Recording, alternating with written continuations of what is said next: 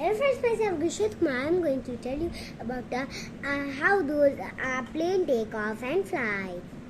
Let us see. With help of its engine and wings, the engines of a plane are designed in such a way that they help to move forward at high speed. They produce a force called thrust, which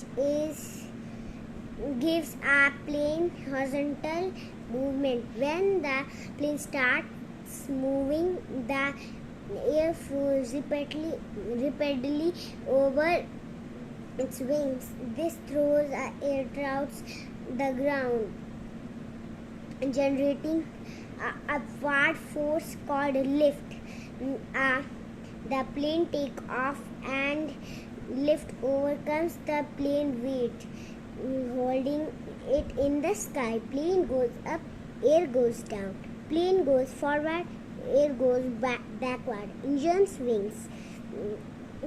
Pocket fact: around the world in 1986, the plane called Voyager flew all around the world without having a land or refuel even at once.